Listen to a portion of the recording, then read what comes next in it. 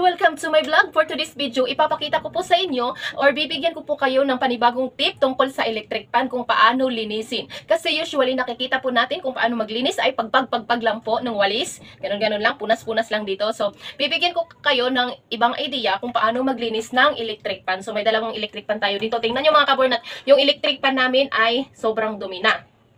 So, hindi na po malamig ang buga ng electric pan. Yung labas po ng electric pan ay mainit na dahil sa sobrang dumi. So, ayun, nakapag-desisyon ako na linisan to at i-memo sa inyo kung paano ba mag-proper linis ng electric pan.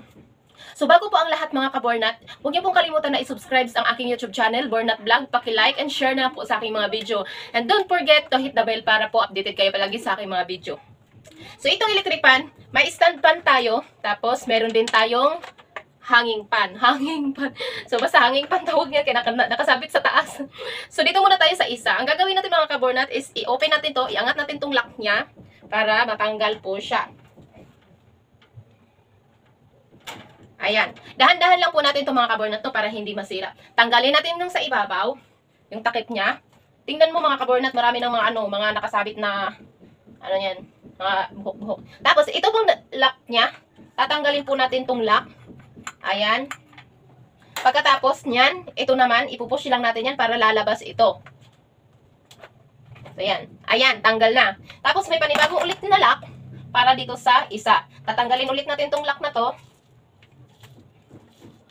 Ayan. Tatanggalin lang po natin para matanggal natin to. So, ito na po siya. Ang gagawin natin dito, lilinisan na lang natin yung mga nakaikot-ikot na, Tapos, i-sit aside natin kasi ito na po yung electric pan, yung mukha ng electric pan. So, lilinisan lang natin to, sasabunan lang natin to. Pagkatapos ay ibalik natin sa katawan niya. Ito naman yung ng hanging pan natin, yung tawag nun, basta nakasabit lang to.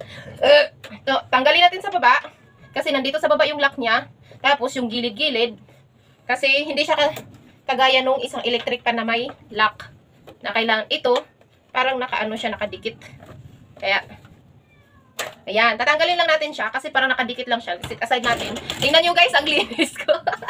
So, ganun pa rin guys, may lock ulit siya dito. So, tatanggalin lang natin tong lock.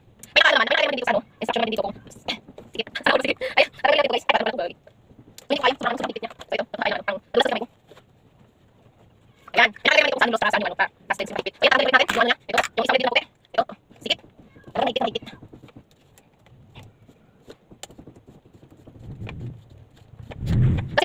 Natin, nalagay sa electric pan, pinakatanan ko yung walis. So, ayan. Ayan, natanggal na. So, ito na ulit yung mukha niya, no? So, ito, pupunasan na lang natin to kasi hindi to pwedeng sabunan, hindi to pwedeng basain kasi may wire dito sa loob. So, pupunasan na lang natin to. Ito, pwede natin tong pabasain mamaya, tapos ipunas-punas. Tingnan nyo guys, ang dumi. So, sit aside muna natin. Tapos, ito, ating sasabunan. Ayan. Busan. Ito, sabon to guys. So, ganitohin lang natin. Sabunan natin to.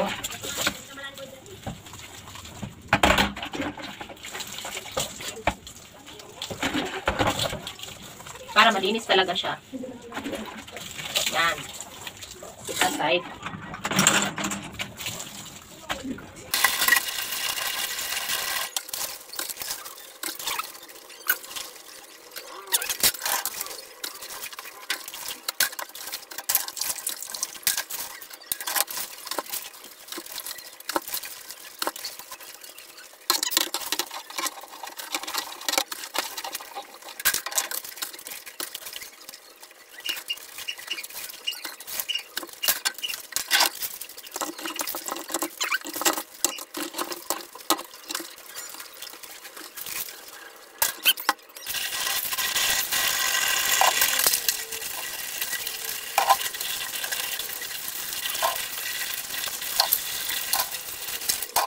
So, ito na guys, nalinisan na natin yung mukha ng electric pan.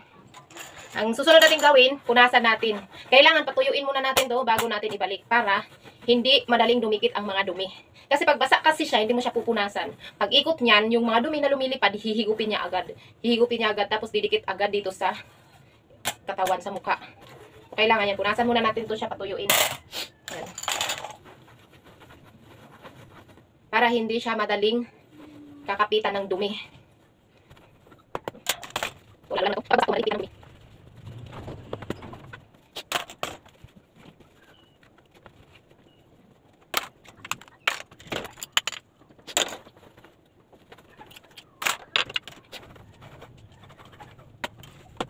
kailangan lilinisin natin.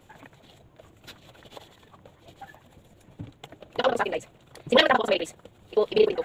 February pa din ako, February din ako nag-start. February din ko bibili. So February, mag-sisters na ako sa ano sa trabaho. Kaya itong direct na din ko sisters na sa akin. So yun mga kabornat, ibalik na natin siya. Ano siya? Kung paano natin siya tinanggal, ganun din natin siya ibalik. So ang huli nating tinanggal ay ang lock, ay yung ano, isang mukha. Iharap muna natin to guys.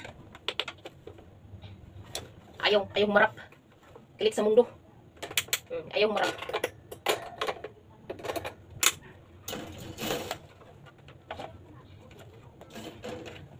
Haharap ka! Sasakalin kita. Baliktad mo na yung parang bibi lang, no ulo ng bibi. Ano, harap ka hindi. So ayan, may dalawang mata dito. Ito, mata, ilong. So dito din, hanapin natin yung magkatabi ng mata, tapos yung ilong ilagay natin sa gitna. Kailangan nakashoot siya, ganyan, nakashoot tong dalawang mata niya.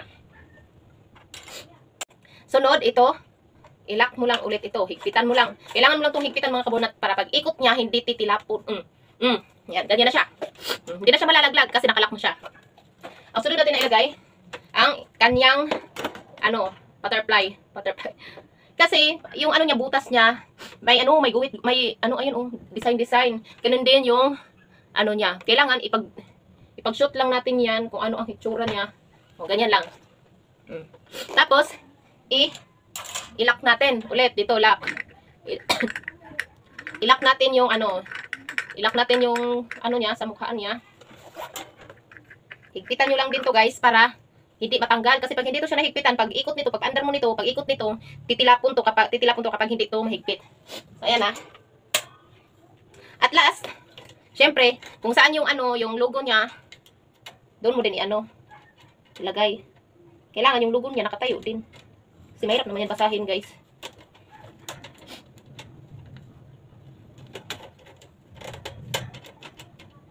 So, ayan. I-clip lang din natin kasi clip man to, hindi man to kagaya nung isa na may lock.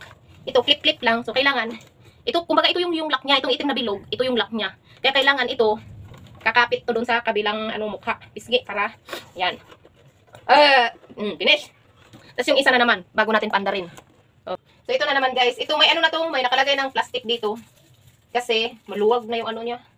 Maluwag na yung lock niya. Ganon din, kung ano ang huling kinuha, yun din ang huling ibalik. Hanapin yung pisngi, ay yung mata. Yun din ibalik dito. Yung dalawang mata. Tapos sunod, ang lock. Ang lock ko kasi guys, lambot, ano na ba? Di na masyadong humihigpit. Kasi ito piki. Madaling mag-loose thread. Di na daw kasi virgin. Yan. Ilak na yan. Kaso hindi masyadong mahigpit kasi nga, na yung ko, loose thread na. Ito, ibalik ulit natin. Dito ilagay. Pagkatapos niyan, ito ulit, lock. Sarado mo. Lock ulit natin. Delikado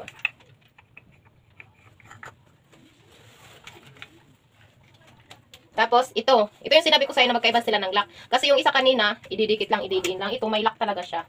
So, iharap ulit natin kung saan nakaharap ang pangalan. Ayan. Ito kasi may lock. Yan o. Ay, bilat kabayo ka. Yun ang sabi ko, di ba? Maluwag kasi guys, kaya pag hindi nyo yan nahigpitan ng maayos, pag ikot niya, lilipad yan. So, kailangan natin tanggalin. Kasi loose thread na kasi yung ko guys, yung panglock ko na isa. Ito, loose thread.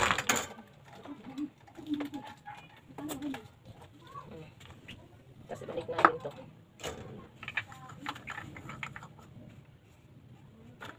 Pati din ito, maluwang din. Kailangan guys, mahigpit yan ha, itong lock sa ilalim tsaka itong maluwang. Kung maluwang guys, pwede nyo naman lagyan ng ng tiplon para kakapit yung lock sa tiplon. Ayan, ilock nyo lang dito. Yan, lock. Ito yung kumapit. O ayan, tapos na. So, ganyan na. Papaandar na natin to guys.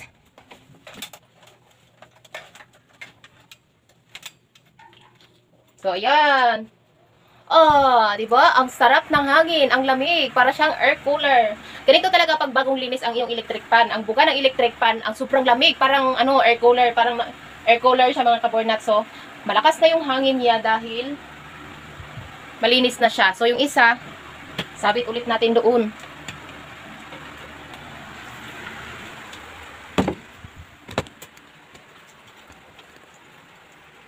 So, ayan.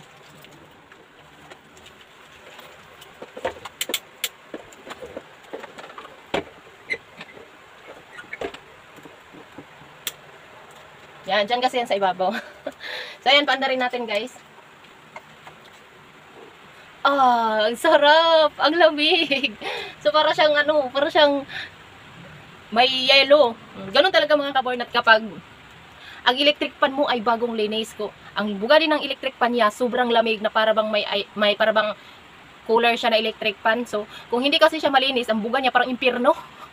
Alam niyo, yung bahay mo parang impyerno. Kahit 10 electric pan nakapaikot sa'yo, kung mga madumi naman mga kabornat, ang labas ng hangin niya ay sobrang init din. So, kaya ngayon, malinis na. So, hayahay na ang sleeping beauty natin dyan. Masarap na ang tulog na. So, maraming salamat mga kabornat sa panonood ninyo. Sana po ay may natutunan kayo sa bidyong ito. Paki-like and share po sa aking video. Maraming salamat. Thank you!